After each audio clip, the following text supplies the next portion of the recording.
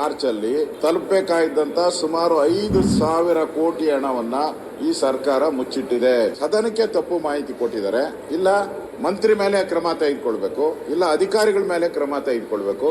ಈ 5,000 ಕೋಟಿ ಎಲ್ಲೋಯ್ತು ಲೆಕ್ಕ ಕೊಡಿ. ನಾವು ಲೆಕ್ಕ ಕೇಳ್ತಾ ಇದ್ದೀರಿ ಕಾಂಗ್ರೆಸ್ ವಿಧಾನಸಭಾ ಅಧಿವೇಶನದಲ್ಲಿ. ಇದನ್ನ ಮತ್ತೆ ನಾನು ಚರ್ಚೆಗೆ ತೆಗೆದುಕೊಳ್ಳೋನಿದ್ದೀನಿ.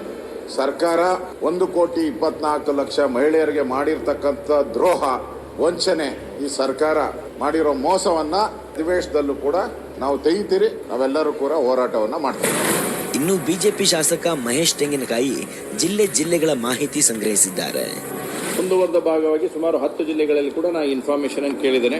ಈಗಾಗಲೇ ಅದಕ್ಕೆ ಸಂಬಂಧಪಟ್ಟಂಗೆ ಕೊಪ್ಪಳ ಜಿಲ್ಲೆಯವರು ಕೂಡ ಕೊಟ್ಟಿದ್ದಾರೆ. ಮತ್ತು ಮಾರ್ಚ್ 2 ತಿಂಗಳದ ಯಾವುದೇ ರೀತಿಯಾದಂತಹ ಗೃಹಲಕ್ಷ್ಮಿ ಹಣ ಜಮಾವಣೆ ಆಗಿಲ್ಲ ಅಂತಕ್ಕಂಥದನ್ನ, ನಮ್ಗೆ ಯಾವುದೇ ರೀತಿಯಾಗಿರ್ತಕ್ಕಂಥ ಫೆಬ್ರವರಿ 25, 26 2 ತಿಂಗಳ ಹಣ ಜಮೆ ಆಗಿಲ್ಲ ಅನ್ನೋಂಥದನ್ನ ಉಪನಿರ್ದೇಶಕರು ಕೂಡ ಕೊಟ್ಟಿದ್ದಾರೆ.